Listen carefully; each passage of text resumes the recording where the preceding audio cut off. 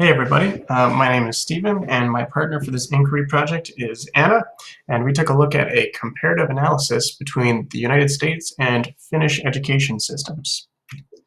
So just a brief overview here. So what aspects of the education systems are we actually comparing?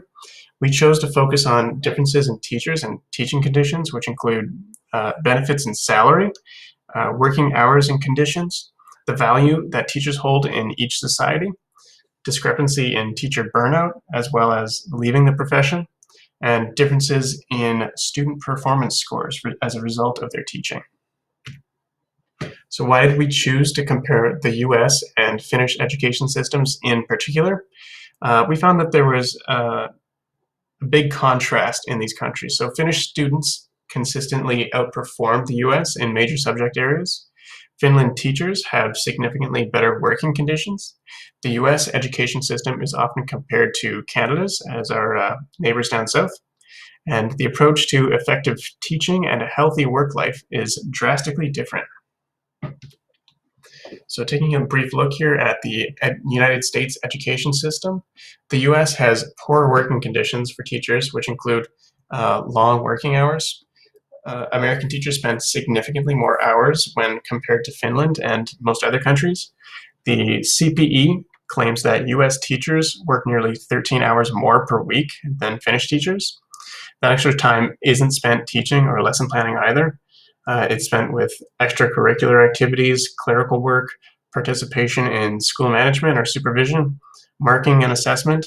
Only about 55% of American teacher work time is spent planning and teaching, which is minimal when compared to the 72% planning and teaching time that Finnish teachers receive. Low salary when compared to other college degrees is also a big problem for the US. Although it varies from state to state, the US teacher receives only about 2/3 of the salary of similarly educated professionals, according to a study done by the Center for Public Education in 2018. This correlates with how society perceives the value of teachers. According to a study done by the OECD, a third of participants in a study in the US agreed or strongly agreed with the statement, "I think the teaching profession is valued in society," compared to the nearly 60% in Finland. So moving on here. So poor working conditions in the US are reflected in teacher shortages. So there's kind of a teacher shortage crisis down in the US right now. Although the US say they spend more money on education per student, but they spend it on non-instructional costs like school security. And the costs also vary largely from state to state.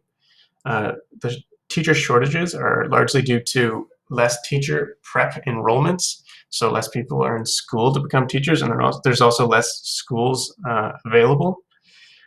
Desired pupil-teacher ratio is 15.3 to 1. It's currently at 16 to 1. So in order to get that, get it reduced to 15.3 to 1, 145,000 teachers would be needed to reduce the ratio in the US. And increased student enrollment obviously has a big effect on the teacher shortages.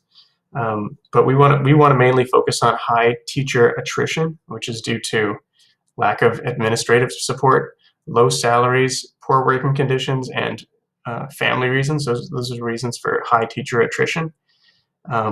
And in a 2013 study done by the National Center for Education Statistics, it was found that 53% of teachers in the US that left the profession were voluntary and not due to retirement. So taking a look at Finland's education system, so teachers in Finland have professional autonomy, making their own decisions about how to teach their students. Finnish teachers focus much more on intrinsic motivation, which is a notion that is not used often in the US. In Finland, students do not receive nearly as many grades during their school year as students in the US. Teachers in Finland develop thematic units collaboratively with students, taking into account their interests and learning styles. When American teachers agonize over how to motivate their students to work harder or read more, their minds run to external rewards such as points, grades, prizes, or food. There's a strong emphasis on cooperation and collaboration among all educators. There's a strong focus on the whole child and dedication to equity in Finland. And very important, Finland grants professional autonomy to their teachers. When schools have sufficient resources and working environments that support teacher autonomy and success, teachers will be able to grow professionally. So here are some secrets to Finland's educational success. So Finnish teachers are regarded as noble, prestigious, comparable to medicine or law, and are seen as driven by morals rather than material interest. This is only possible with the education of Finnish educators and their collaborative work with students and administrators. Finnish teachers make their own decisions about their teaching methodologies, and this gives them immense freedoms and time to focus on intrinsic motivation and help students self-evaluate, self-regulate, and self-monitor. So they don't experience as much teacher burnout due to their freedom and ability to express their professional autonomy, and that's a huge difference between Finland and the US. So could it happen in here? Finnish students' educational scores. So many of the reasons students in Finland remained on top among top nations of international testing is because of the way that school system functions. So they're one of the most literate societies. They're one of the top nations in the PISA educational survey. There's no tests or homework. School age begins at age 7. Class sizes are smaller. Lunch provided to all students. Physical education is embedded into the classroom, and hands-on learning methods are very much encouraged. So all of these combined puts a lot of ease on students and teachers' workload and emphasizes important aspects of growth, development, and knowledge-based thinking. What can other countries do to emulate? So those going into teaching in Finland go through extensive education and practice. Each teacher masters in an area of their choosing. This makes it easier for teachers to be involved in the planning of the school year with the administrators. They truly understand their students and their area of expertise. This allows them to take on full responsibility and take action in the way that they teach and what resources, supports, and pedagogies to implement in the classroom lessons. When teachers don't have the stress of having inspection and administrators watching them for mistakes, educators are able to focus on key important aspects of teaching, as well improve their professional development through hands-on collaboration with administrators.